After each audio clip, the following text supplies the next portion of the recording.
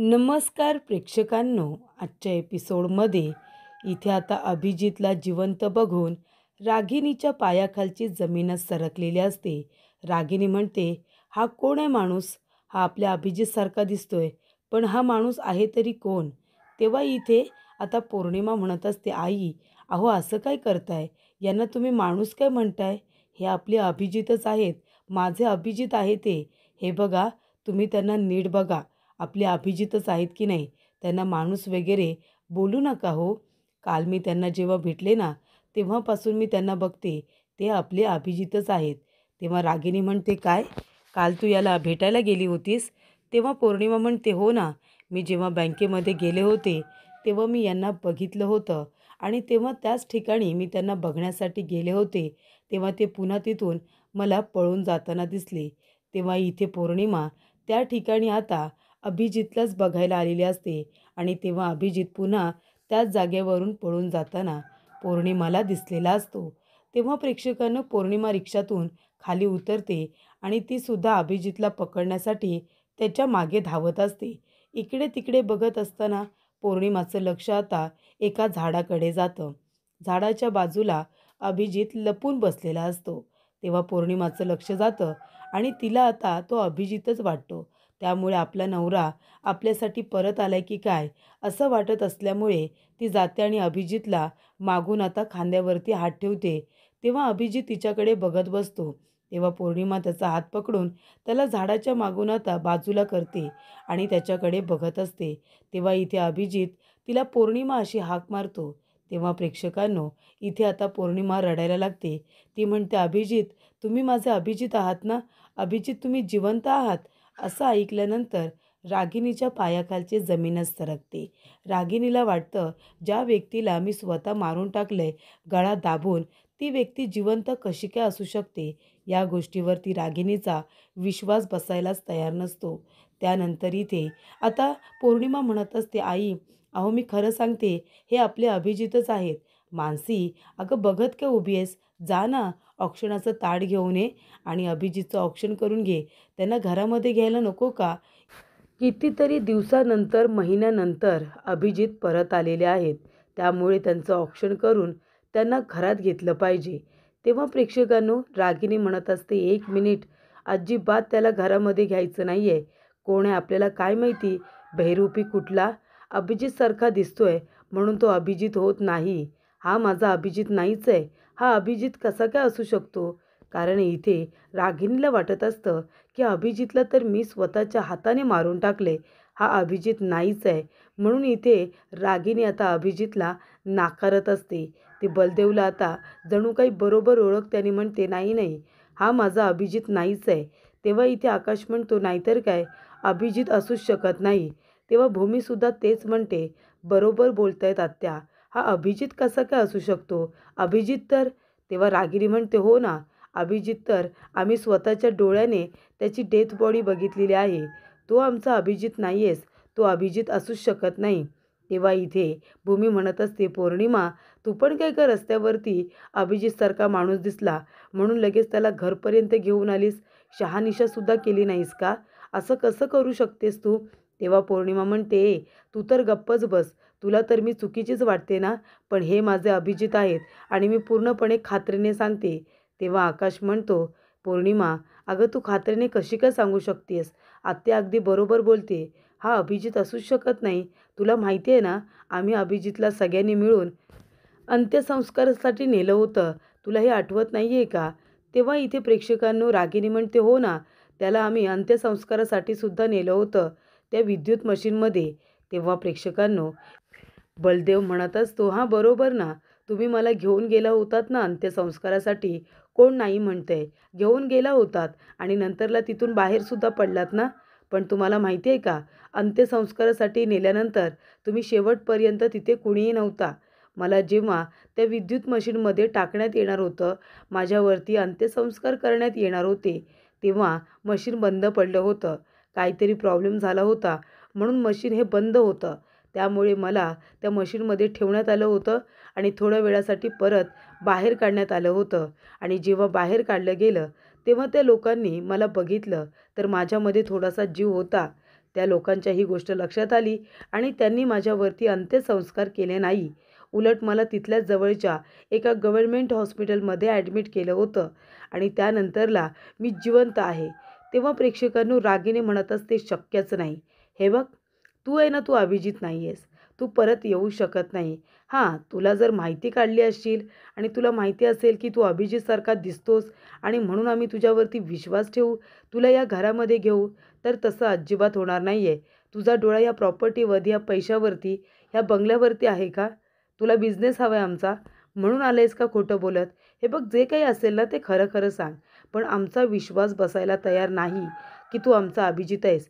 तू माझा अभिजित असूच शकत नाही. तेव्हा इकडे अभिजित म्हणतो, अगं आई असं काय करतेस? मी जिवंत आहे.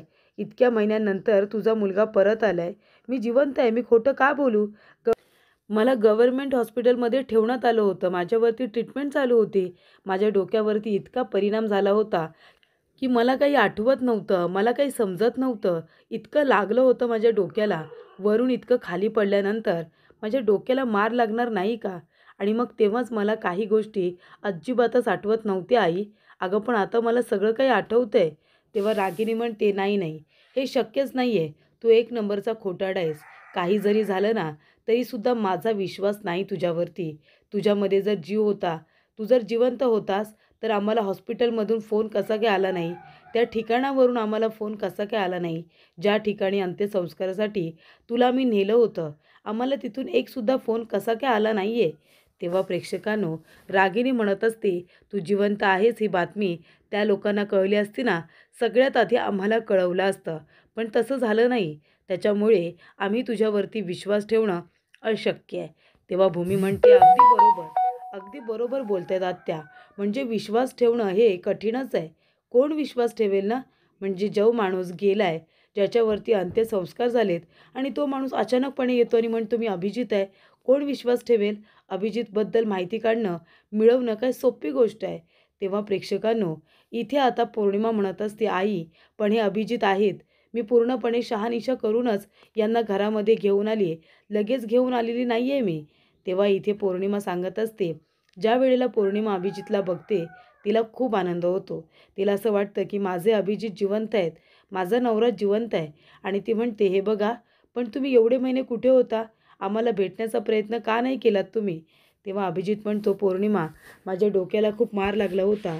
आधी मला काही गोष्टी आठवत नव्हत्या आणि जेव्हा त्या गोष्टी मला आठवायला लागल्या, तेव्हा मी तिथून बाहेर पडण्याचा प्रयत्न केला. पण हे लोकं मला सोडायलाच तयार नव्हते. तेव्हा पौर्णिमा म्हणते, कसं काय? पण मी कसा काय विश्वास ठेवू तुमच्यावरती?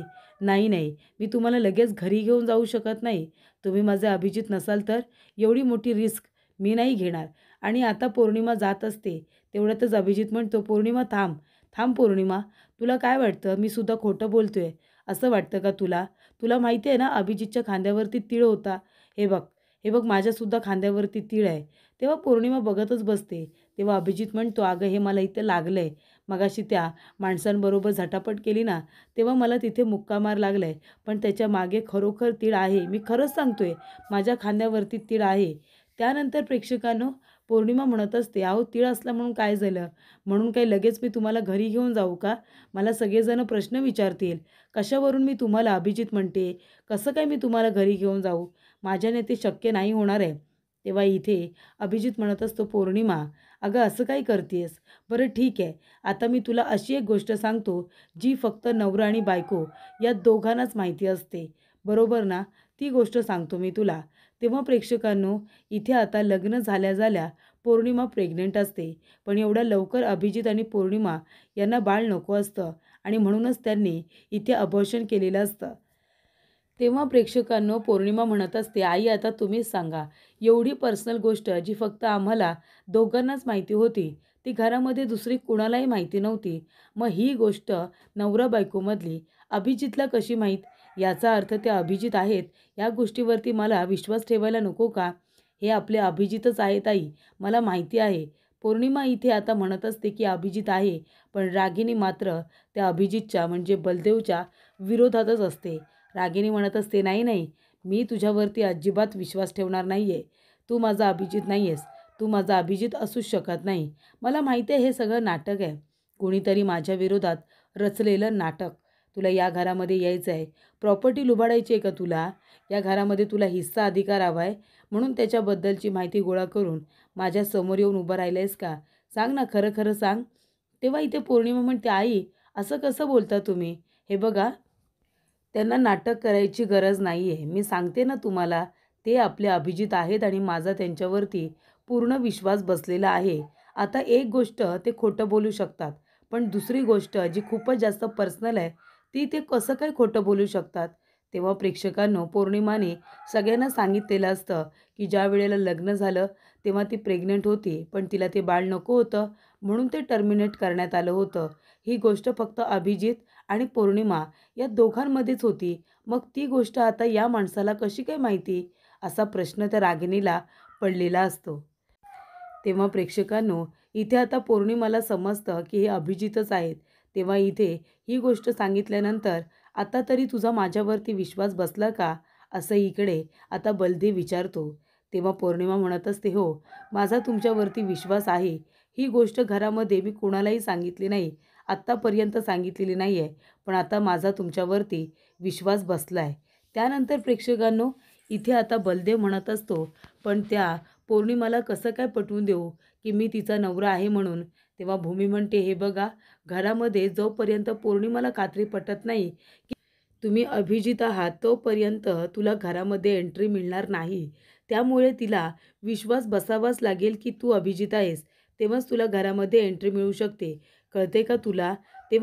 अशा काही गोष्टी सांगायच्या ज्या फक्त नवरा बायकोलाच माहिती असतात आणि त्या गोष्टी जेव्हा पौर्णिमाला कळतील ना, तेव्हाच पौर्णिमाचा विश्वास बसेल आणि मग ती स्वतः तुला घरी घेऊन येईल. हे बघा, तुम्हाला हे नाटक करावंच लागेल. तेव्हा इथे आता अभिजित म्हणत असतो, म्हणजे बलदेव. बलदेव म्हणतो की माझ्यावरती ती का विश्वास ठेवेल ना, आणि त्या दोघांमधल्या गोष्टी आता मला कशा काय कळतील? मला नाही कळणार.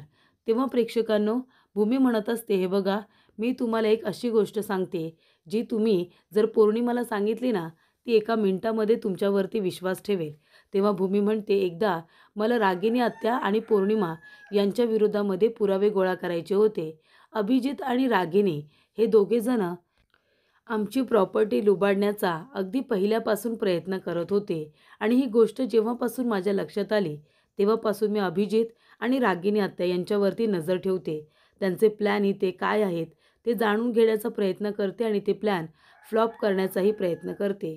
हे सगळं चालूच होतं आणि तेव्हाच इथे प्रेक्षकांनो, अभिजित आणि रागिनी आत्या यांच्या विरोधात पुरावे गोळा करत असताना भूमी म्हणते की मी अभिजितच्या रूममध्ये गेले. पौर्णिमाच्या रूममध्ये शोधाशोध करत असताना मला तिची एक मेडिकल फाईल सापडली आणि मेडिकल फाईलवरती बरोबर आमचं लग्न ज्या वर्षामध्ये झालं त्यातलाच तो महिना होता. तेव्हा इथे माझ्या लक्षात आलं की पौर्णिमाला लगेचच दिवस गेले होते, पण इथे दोघांनाही ते मूल नको होतं आणि म्हणूनच ते बाळ टर्मिनेट करण्यात आलेलं असतं. ही गोष्ट तिला आता मेडिकल रिपोर्ट बघितल्यानंतर कळलेली असते आणि त्याच्यामध्ये या सगळ्या गोष्टी मेन्शन केलेल्या असतात. तेव्हा ते भूमीच्या लक्षात येतं. भूमी म्हणते की मला तेव्हाच हे सत्य समजलं होतं, पण मी कुणालाही सांगितलं नाही, कारण ती त्यांची खूपच जास्त पर्सनल गोष्ट आहे. ती मी घरामध्ये सांगून तमाशा का करू? तो त्यांचा सर्वस्वी निर्णय होता, म्हणून मी गप्प बसले होते. त्यानंतर प्रेक्षकांनो, बलदेवला एक महत्त्वाची माहिती इथे भूमीने सांगितलेली असते, पण तरीसुद्धा रागिनी मान्य करायला तयार नाही आहे. अभिजित म्हणत असतो, आई, अगं प्लीज एकदा तरी माझ्यावरती विश्वास ठेव ना. इतकी पर्सनल गोष्ट आता माझ्याशिवाय दुसरी कुणाला माहिती असू शकते गं? तेव्हा प्रेक्षकांनो, रागिनी म्हणत असते, नाही नाही, चल इथून आत्ताच्या आत्ता निघून जा. ए बाबांनो, याला इथून जायला सांग आणि मला आई अशी हाक नको मारूसा. मला खूपच जास्त भीती वाटते. तू माझा मुलगा नाही आहेस. तू माझा अभिजित असूच शकत नाही. तू मला आई नाही म्हणायचं. तू कुणीतरी ना बहरूपी आहेस, बहरूपी. माझ्या अभिजितसारखा दिसणारा आणि इथे आलं आहेस आता स्वतः प्रॉपर्टी लुबाडण्यासाठी. पण मी तसं अजिबात होऊ देणार नाही. कळलं तुला? कळलं ना? तू बहरूपी आहेस. तू माझा अभिजित नाही आहेस. चालू पड. आत्ताच्या आत्ता चालू पड. तेव्हा इथे आता आकाश म्हणत असतो, आत्या, तू प्लीज शांत हो. तू पॅनिक होऊ नकोस. प्लीज शांत हो. अभिजित म्हणतो, आकाश, अरे आईची काळजी घे रे. आईची काळजी घे. मला जिवंत बघून तिला खूप मोठा धक्का बसलाय. तिचा विश्वासच बसत नाही आहे की मी जिवंत आहे म्हणून. तेव्हा रागिनी म्हणते, तू जिवंत नाहीच आहेस. तू बहिरूपी आहेस माझ्या अभिजितचा. तू अभिजित असूच शकत नाही. अरे मी नाही ओळखणार तर कोण ओळखणार? बाळाची नाळ जोडलेली असते ना आईबरोबर, नाळ जोडलेली असते. तू आमचा अभिजित नाही आहेस. तेव्हा आकाश म्हणतोय, "गप्प बसा. तू जास्त काही बोलू नकोस रे बाबा. कोण आहेस तू? जा बरं इथून आत्ताच्या आत्ता निघ इथून. तू आमचा अभिजित नाही आहेस. आमचा विश्वास नाही आहे तुझ्यावरती." तेव्हा भूमी म्हणते, "नाहीतर काय? नाही विश्वास तर नाही विश्वास. कशाला यांना इथे थांबवायचं? जा आत्ताच्या आत्ता जा. ए बाबा कोण आहेस तू? जा बरं इथून." तेव्हा इथे पौर्णिमा आता म्हणते, "जाऊ दे. तुम्हाला कुणालाही माझ्या अभिजितच्या येण्याचा आनंद झाला नसेल, पण मला झाला आहे. म्हणूनच मी आता तुमचं औक्षण करते आणि तुम्हाला घरामध्ये घेते." तेव्हा पौर्णिमा इथे औक्षणाचं ताट घेऊन येते आणि अभिजितचं औक्षण करत असते. तिचा नवरा आता इतक्या दिवसानंतर परत आलाय. तिला खरंच वाटत असतं, की हा पौर्णिमाचा नवरा म्हणजे अभिजितच आहे. या गोष्टीवरती पौर्णिमाचा विश्वास बसलेला असतो. घरातल्या लोकांचा अजिबात नाही. रागिणी म्हणत असते, "ए बाई, अगं काय करतेस काय? तो तुझा नवरा नाही आहे. तो अभिजित असूच शकत नाही." पौर्णिमा म्हणते, "आई, तुम्ही आता शांत राहा. हे माझे अभिजित आहेत आणि माझा विश्वास बसलाय." पौर्णिमा म्हणते, "चला, माझ्याबरोबर चला बरं वरती. तुम्ही कालपासून धावताय पळताय ना, तुम्ही थकले असाल. तुम्ही एक काम करा, चांगले फ्रेश व्हा आणि थोडा वेळ आराम करा. मी तुमच्यासाठी जेवणाचं ताट रूममध्येच घेऊन येते."